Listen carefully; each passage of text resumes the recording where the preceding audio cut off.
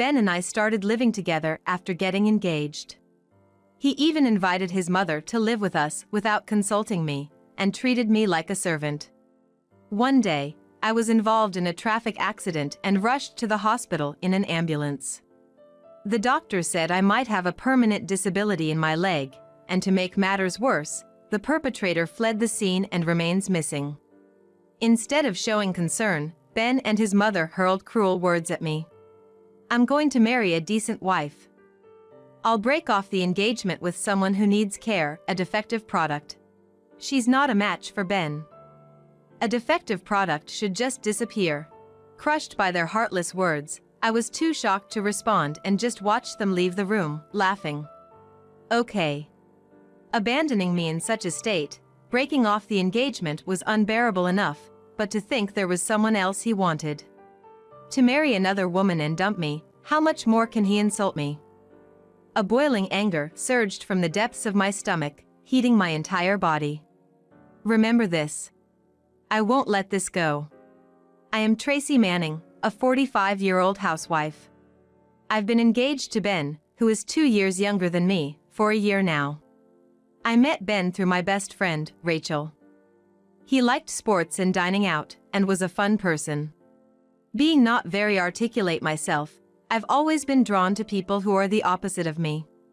When I mentioned losing my parents in an accident in middle school, I found out Ben also lost his father around the same time, and we bonded over this unexpected common ground. Our relationship progressed with the intent to marry, and upon Ben's proposal, we began living together in my house. However, living together revealed Ben's true nature. He was a former soccer player, a large man with a huge appetite. I love tasty food, but since I'm a light eater, I used to enjoy watching Ben's hearty eating when we dined out.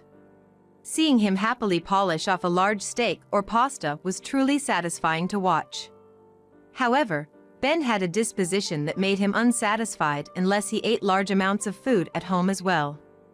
Of course, knowing about Ben's big appetite, I was initially happy to prepare plenty of side dishes for him. I worked full-time and often came home later than him due to overtime. But when I returned exhausted, the pot was empty.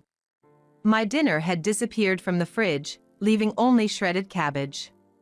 "Ben, did you eat my share too?" He puffed up his cheeks unhappily as he watched a soccer game. "Yeah, I took it.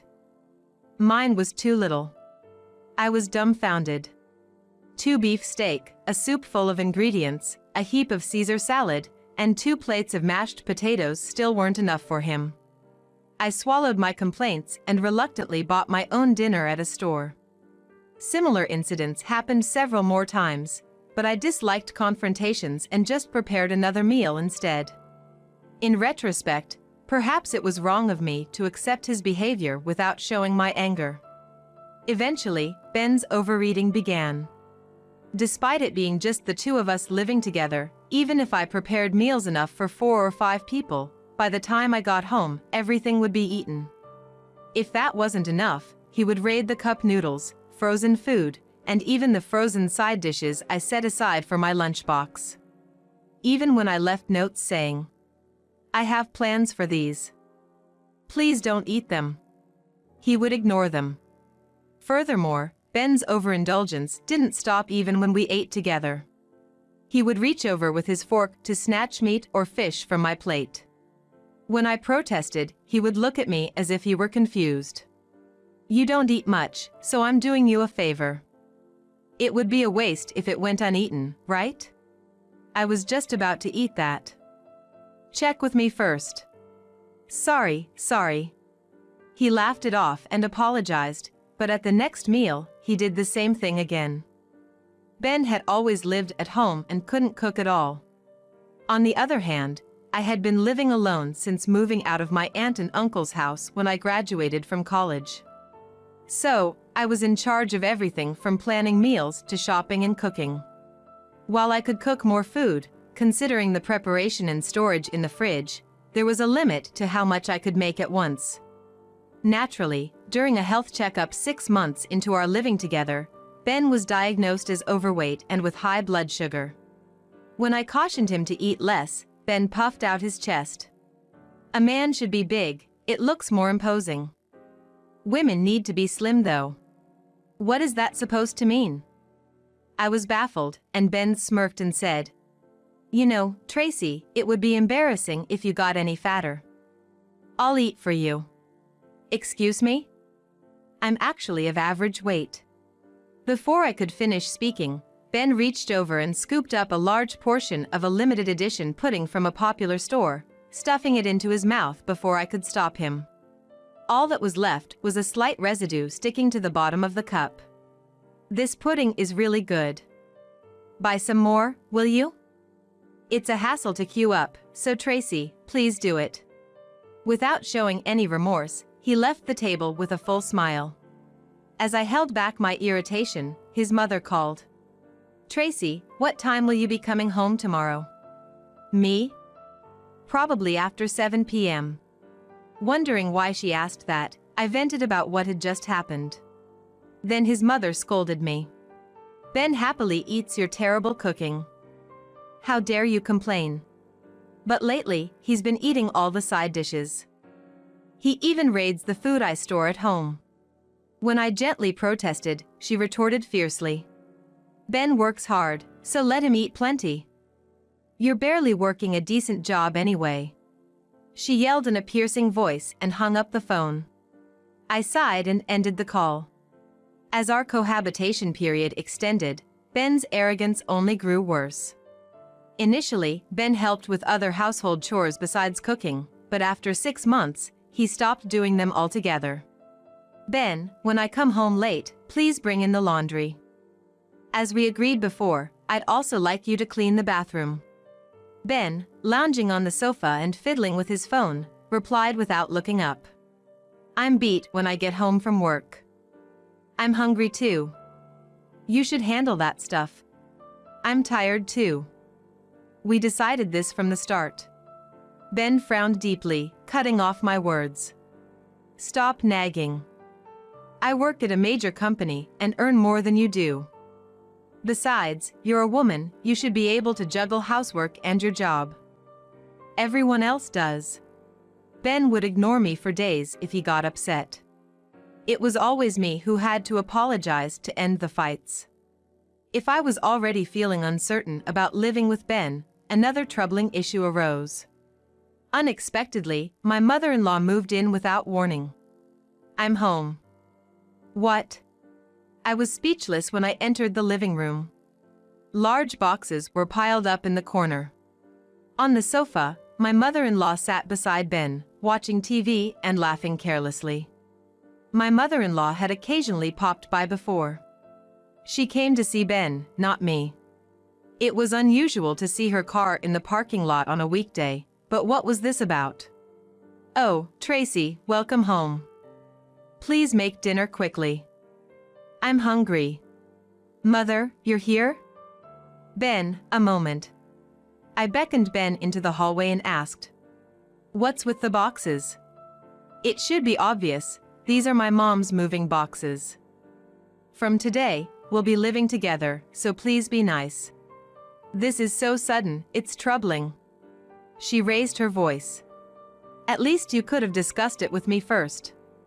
Ben frowned unhappily as he responded, "It's fine. We were going to live together once we got married anyway, so I had her come over earlier." Hearing our conversation, my mother-in-law, who had just arrived, chimed in.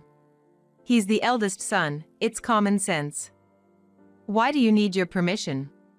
Ben nodded in agreement with his arms crossed, and I felt utterly disheartened. Once the two of them teamed up against me, there was no winning. That's when the hellish days began. My mother-in-law, as if it were natural, did not do any household chores and would have me make her coffee, which she would then complain about being too lukewarm or too weak every time. Moreover, she seemed to be bad at cleaning up after herself, leaving empty snack bags and beer cans around, and leaving cardboard boxes from her online shopping orders unattended. She didn't even throw away her trash, so I found myself cleaning up after her all the time. Despite imposing on us, she didn't pay for groceries or utilities and constantly complained. "Tracy, I heard you told Ben to do the household chores? He's tired from work, let him relax at home.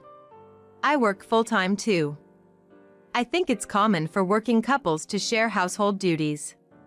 When I finally stood up for myself, my mother-in-law's eyes narrowed angrily. Who do you think you are? Don't act so high and mighty when you earn less than Ben. That's right. If you want to have an opinion, earn more than me first.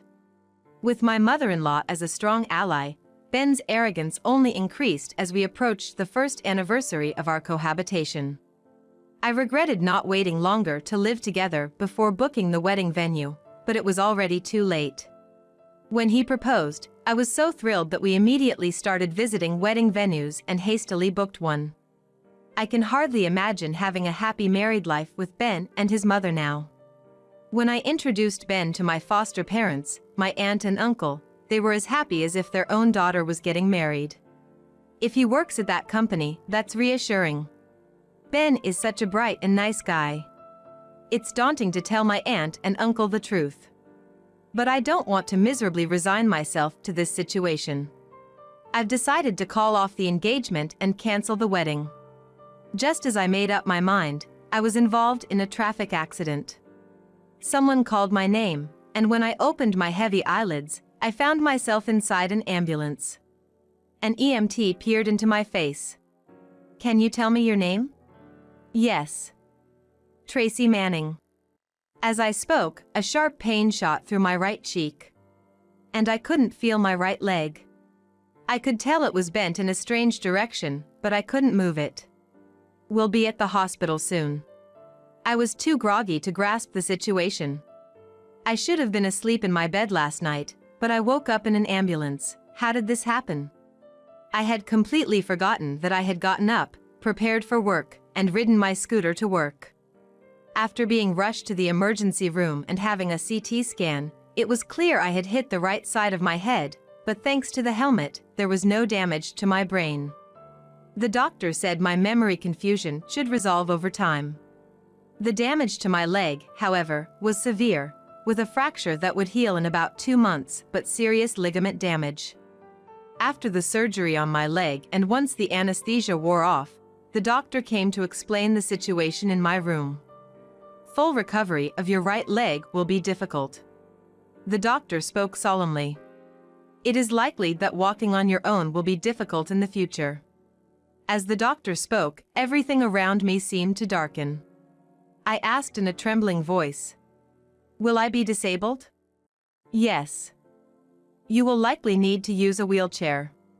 Suddenly, the world seemed to lose its color. I stared at my right leg, which was suspended and wrapped in bandages. By the way, the police have been waiting for a while now. Are you able to speak with them? Yes, well. What is it? The perpetrator fled the scene, so they're here to pass on that information. Turning to look at the police officers waiting by the door, the doctor then left the room. The 2 officers who came in briefly explained the situation. According to witnesses at the scene, it seems a car with a beginner's mark struck you from the right. After hitting you, the driver, a young woman, just drove away. I see. We will report back as soon as the perpetrator is identified. Take care. After the police left, I cried quietly. Why did this have to happen to me? Did I do something wrong? All I wanted was to work, get married, and be happy. I wanted to cry face down, but it was hard to do so with my leg suspended. Fortunately, there were no vacancies in the general ward, so I was placed in a private room. While sobbing, someone opened the door without knocking. Before the surgery, a nurse had asked if I should contact my family, so I sent messages to my aunt and uncle, a colleague from work, and even Ben to explain my situation. My aunt, uncle, and colleague, who had arrived before the surgery, looked like they were about to cry at the sight of me. I wondered if Ben and his normally cold mother might show some sympathy when faced with my condition. However, my faint hopes were soon shattered. Pointing at my tear-streaked face, Ben burst into laughter. What a hideous face. You were already ugly, but now you're swollen up like a monster. Ben, that's not nice. Tracy is in pain. Even my mother-in-law, who tried to scold him, couldn't help but burst out laughing. So, when are you getting out? Hurry up and come back to cook for us. Exactly. That's the only thing you're good for. I felt a surge of anger at their insensitive attitude. I am injured, aren't there better things to say? It looks like I'll be in the hospital for about 2 months. For now, we need to cancel the wedding venue. What? Who's going to take care of us? I continued, facing my mother-in-law's discontent. Also, it looks like I might end up with a disability in my leg. The doctor said I might need to live in a wheelchair. Ben and his mother exchanged glances. Suddenly, as if remembering something, Ben spoke up. Ah, but we'll get a hefty insurance payout from the perpetrator, right? With that money, we can remodel the house and make a killing on the compensation, so even if you can't work, it might be okay. You'll get money even if you don't work? That's great, Tracy. About that. As I hesitated and then revealed that the perpetrator had fled, they both looked disappointed. Then you're useless. Mother-in-law Ben, break up with her. It's a waste to be with such a burden. Yeah, really. Their appalling remarks were quickly echoed by Ben.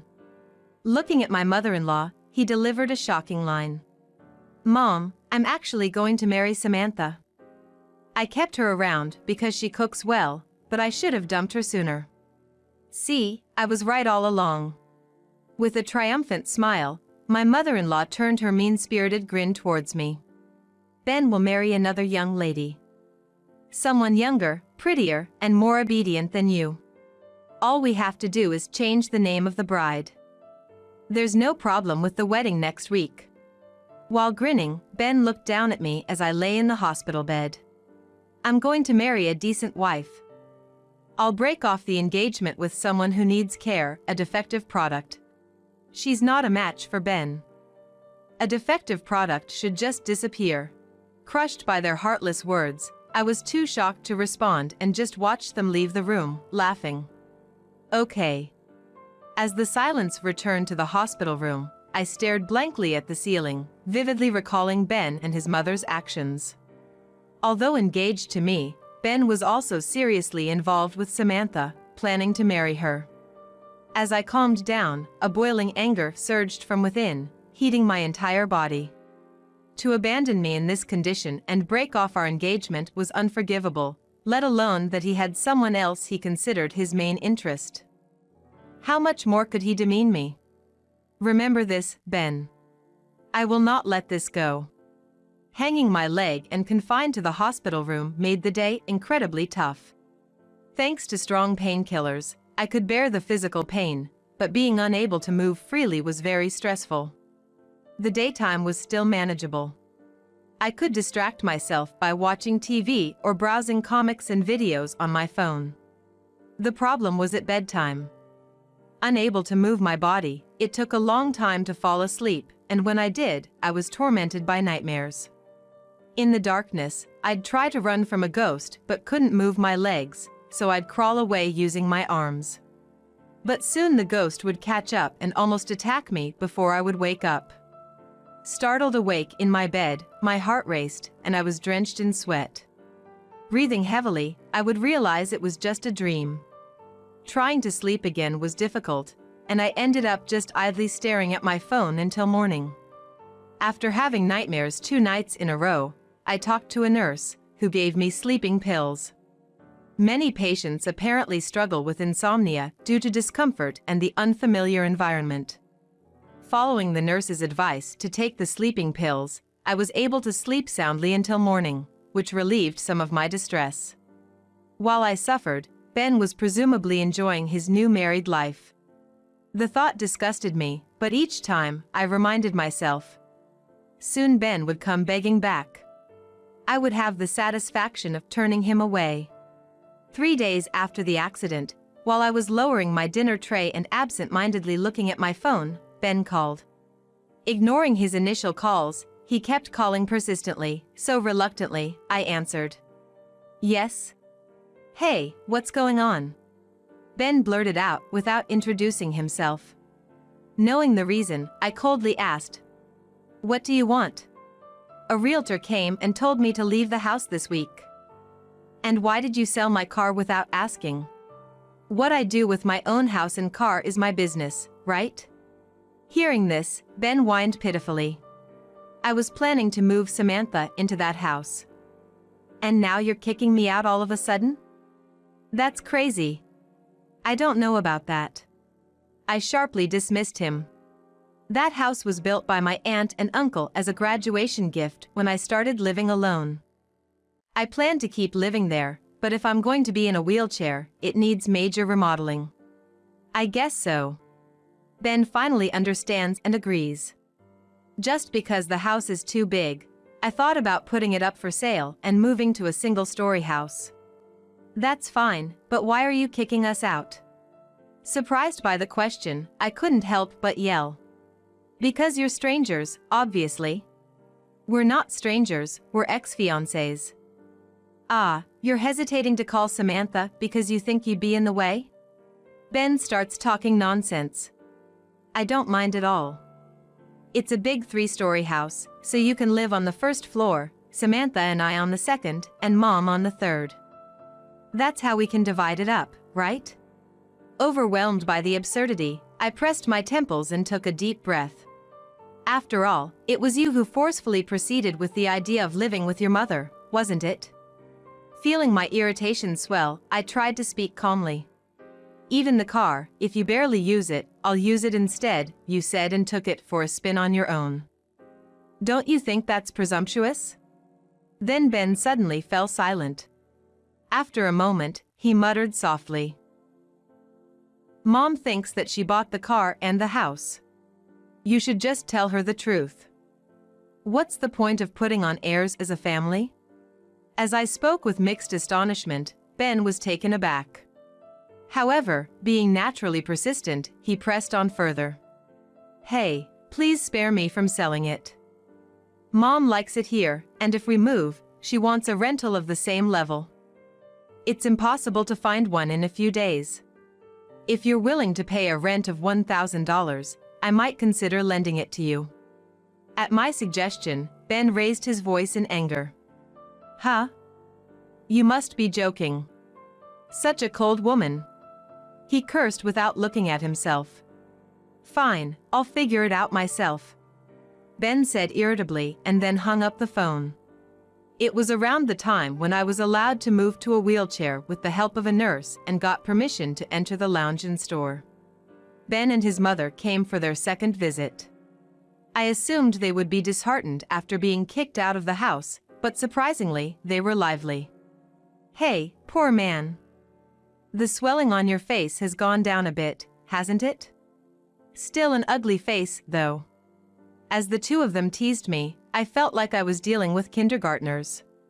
Have you finished moving? Or are you still living in a hotel? I honestly didn't care, but I asked anyway, and his mother's face lit up. Ben has a high income, so he found a wonderful apartment quickly.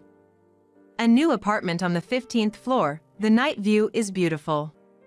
That's good to hear. I replied monotonously, and Ben spread a vulgar smile and teased me.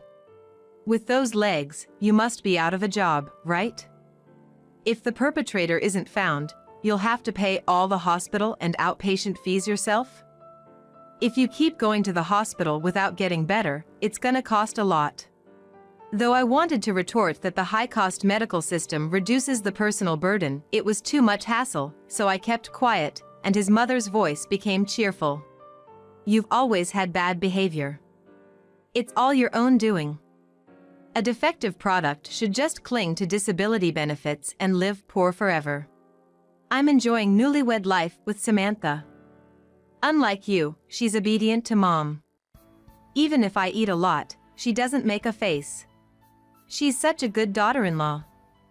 I'm looking forward to grandchildren. If you have no business here, could you please leave? I said wearily, and both his mother and Ben were outraged. We came to visit you, and you're still as unpleasant as ever. That arrogant attitude of yours is your flaw. That's why I broke off our engagement." Without bringing any sweets, they showered me with sarcasm while supposedly visiting me. What kind of visit was that? Just as I was thinking about kicking them out of the hospital room, I heard a knock and the nurse appeared, looking a bit surprised.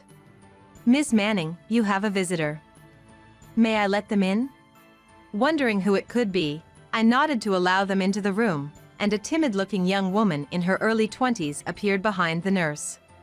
Seeing me with my right leg fixed with a splint and bandages, and my face bearing scars on the right side, she immediately teared up. "Oh, what have I done?" As soon as she approached the bed, she broke down in tears. Ben and his mother looked at the woman with a puzzled expression. "Excuse me, are you the person who was driving during the accident?" I asked hesitantly, and the woman, while crying, nodded her head. "Yes, I am the perpetrator." The woman stood up and introduced herself between sobs. "When I caused the accident, my mind went blank, and I fled. But since then, I've hardly been able to eat or sleep." She spoke through her tears. My mother was very worried about me staying in my room without eating, so when I told her what happened, she scolded me through tears. I wanted to apologize in person before turning myself in, so I came here. The perpetrator knelt on the floor and bowed deeply at the foot of the bed, raising her voice. "I am so sorry for what I've done." Seeing the perpetrator shaking, I replied with a calm voice. "Thank you for coming forward." I had thought I would unleash my anger when I faced the perpetrator, but when the time came, the words wouldn't come. Of course, I felt resentment for being left in such a state and felt anger, but seeing her genuine remorse, I couldn't bring myself to berate her. She bowed and then left the room, and Ben spoke with a disgusted look. "Ch! What a bore. She's been hiding all this time, and you would have had to pay out of her own pocket if it continued.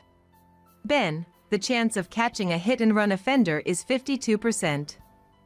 Apparently, arrests often come from eyewitness reports like license plates." His mother's explanation made Ben's eyes widen. "So, she would have been caught sooner or later, huh?" "That's right.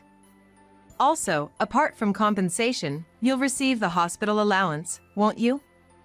You're the beneficiary of the life insurance, after all." Indeed. I had completely forgotten, but I had changed the insurance beneficiary to my fiancé Ben when we moved in together. I never thought he would be like this. You can't change the beneficiary when receiving it. So, if Tracy processes the insurance claim, it all goes to you, Ben. With a sly grin, his mother handed me a large envelope from the insurance company. "You must be bored during your hospital stay, right? You should read this again." "Tracy, thanks." I lucked out with such a generous ex-fiancé. After the cheerful pair left, I looked down at the life insurance documents and chuckled to myself. The following weekend, while chatting with Rachel over bottled tea, the hospital room door suddenly opened. "Tracy. You did it, didn't you?" Ben flew in with an enraged expression, clutching his cell phone. "Hey, a friend is visiting. Please, can this wait?" "Shut up. Look at this." Rachel and I exchanged glances before peering into the cell phone screen. There was a lengthy, angry message from Samantha. "Ben, you were engaged to me, but you were also engaged to Tracy? I can't believe you even lived together." No, it was Tracy who kept pressuring me, and I just..." Ben replied in a flustered manner. "The mansion you showed me before was Tracy's house, wasn't it? And the story about living in an apartment because it's being remodeled was a lie too. You big liar." "Sorry, Samantha, please forgive me and smile. I can't trust you or your mother anymore." Ben's apology only added fuel to the fire, and Samantha became even more heated. "By the way, who told you all this?" "That doesn't matter. Also, did you decide to marry me because I'm a nurse? Because you thought I'd willingly take care of your mother in the future?" even that information. Ben's confusion was evident from his response. It was true then. I'm not going to be some care worker from now on. That's why I'm divorcing you. I'll stamp the divorce papers and send them, so please submit them to the city office. Wait. I really love you, Samantha. I don't want to break up. The conversation ended there. Ben, showing me the signed divorce papers, yelled at me with a furious expression. And it must be your doing. You play dirty. Are you that jealous of my happiness? It was Rachel who burst out laughing, not me. After laughing heartily for a while and wiping the tears from her eyes, she looked at Ben with disdain. I was skeptical when Tracy consulted me, but Ben, you really have a terrible personality. If I had known, I wouldn't have introduced her to you. Ben snapped at Rachel too. It's none of your business. I have something to discuss with Tracy. Just go home. I'm the one who told Samantha. Ben gasped. After hearing the details from Tracy, the date of the ceremony and the traits of the spouse matched one of my subordinates. When I checked, it turned out to be true. Rachel stared at Ben with a stern look. It's infuriating to see a valued subordinate made unhappy, so after consulting with Tracy, I revealed everything to her. Surprised by Ben's reaction, I spoke sharply. Samantha is the daughter of a friend of your mother, right? Hasn't she been swallowing all this consideration for her mother and your mother's relationship until now? It's good that she could make a decision quickly. Ben's face twisted in frustration. His neck turned red as he shouted angrily at me. Since when did you have the right to lecture me? With your defects, you're just a social burden relying on disability benefits. Rachel blinked in surprise. She shrugged and looked at me curiously, not noticing Ben's continuing insults. An elite like me got engaged to a plain woman whose only skill is cooking. You should be grateful for the happy times you spent with me.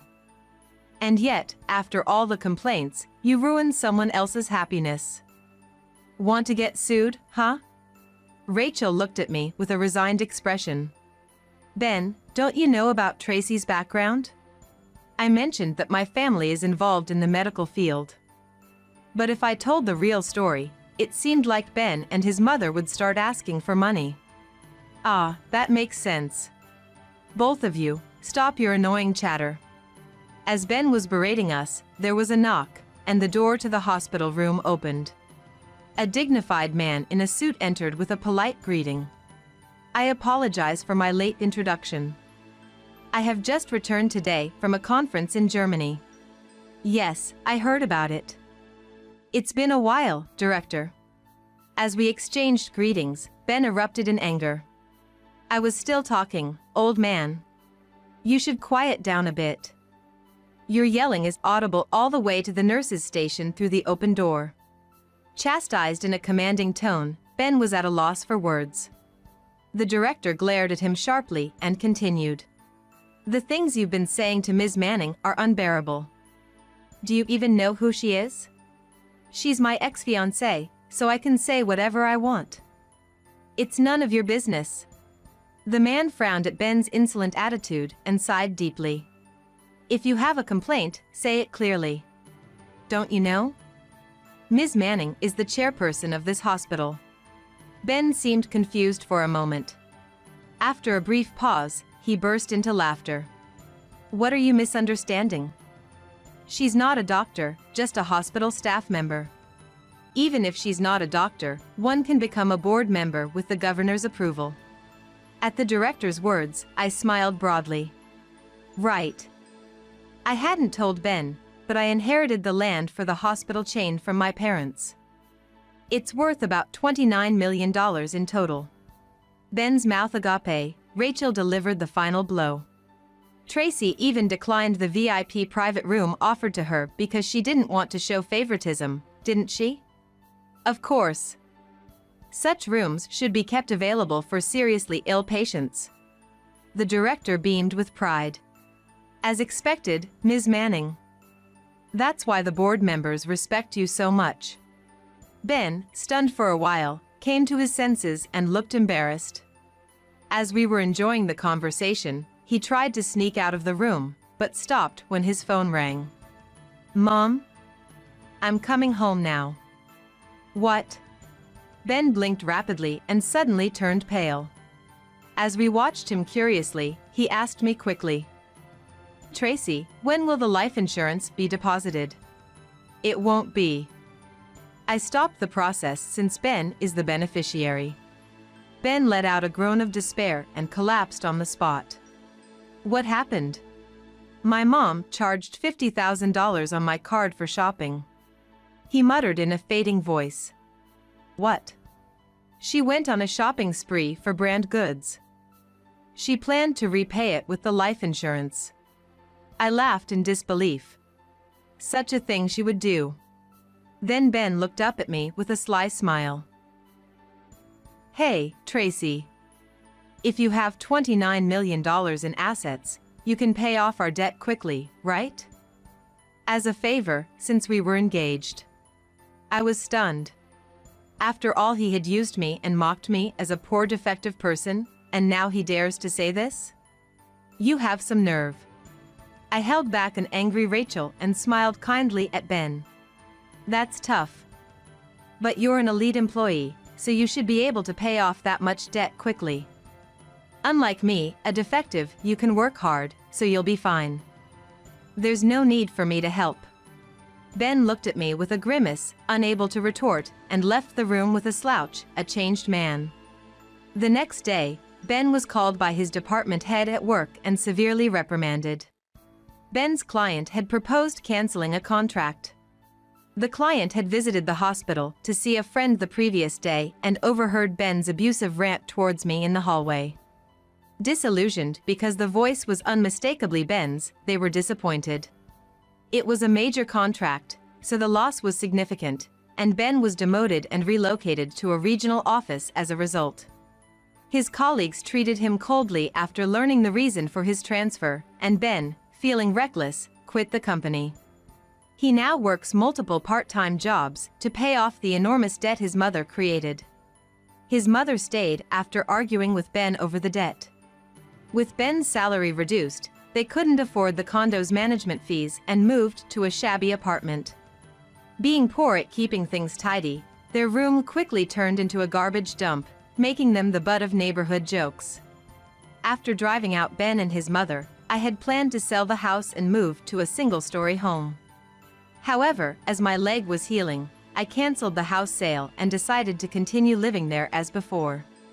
My leg, expected to remain impaired, recovered enough to walk after 3 years of rigorous walking training. Running or squatting causes pain, and long walks are challenging, but I cherish the ability to shop and travel without relying on a cane or wheelchair.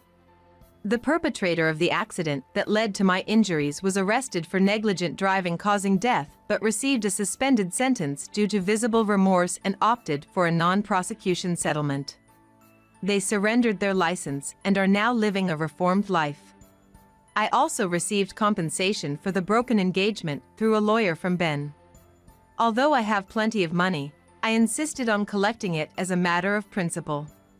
Samantha divorced him, and after falling out with his mother, Ben felt lonely and sent me selfish messages like, "Tracy was the best after all," and "Let's start over," which I blocked. Getting engaged and cohabiting with such a peculiar person was a complete waste of time.